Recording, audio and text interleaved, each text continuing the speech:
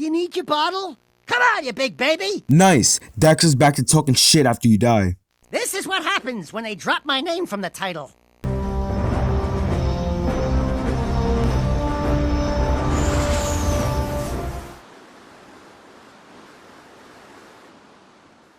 Jak III is literally Jak II, but in the desert. That's it. The review's over. Bye.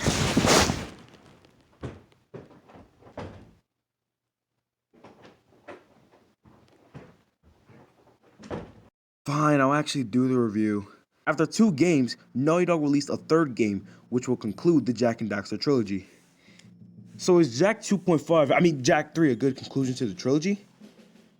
Okay, I'm sorry, but throughout this review, I'm going to compare shit from Jak 3 to Jak 2.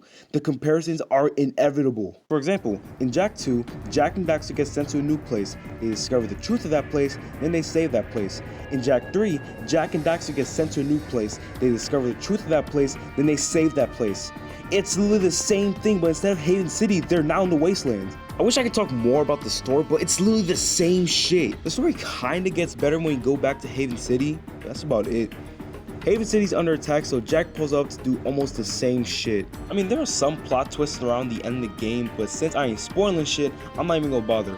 So, the story isn't anything new. But is the gameplay new? Not really. Much like the story, the gameplay is almost the same shit as Jak II. Do certain tasks for people, whether it's platforming driven, combat driven, or vehicle driven. The only difference is that Jak III has more variety. There's more puzzles, more vehicles to use like the KG, other ships, use a big ass car for almost half the game. Hell, you get to play as Daxter in some stages. Now that's fine though, all the vehicles control well except for the cars, but once again, a lot of these things were in Jak II. Hell, playing as Daxter isn't even new considering that you play as him in Jak II. The only difference is that you only play as Daxter once in Jak II.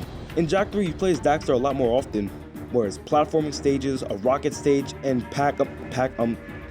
Daxman? I don't fucking know. So is there any new features in Jak 3? Well, yeah, like Jak, you now have the ability to fly and slow down time. You only use it 4 or 5 times in a row and never again. There's gotta be something Jak 3 does better than Jak 2, right? Actually, there are 2 things Jak 3 did better. 1, the difficulty is better. Not too hard like Jak 2, not too easy like Jak 1, it's in the middle. It's the right amount of challenge.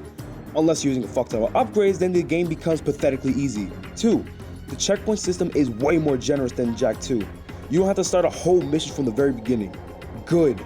Also, I need to go back to this damn car because thinking about it pisses me off. Like I said earlier, almost half the game is driving and doing missions with this shit. It has stiff and clunky controls, and it flips over everything.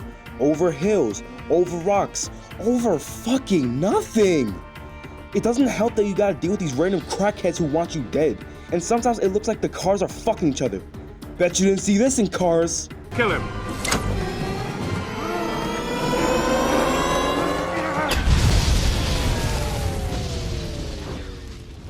Never mind.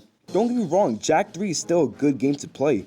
But the reason why it's good is probably because it kept blatantly copying Jak 2. Which is why I didn't really go through the positives because it's the exact same shit as Jak 2. The story, the visuals, the music, the gameplay, literally the same as Jak 2, just not as good.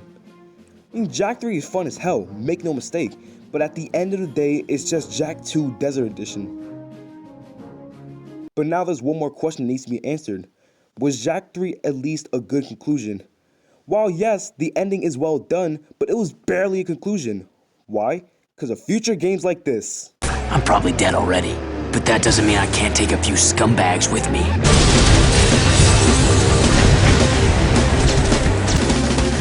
Stay tuned and keep those engines humming.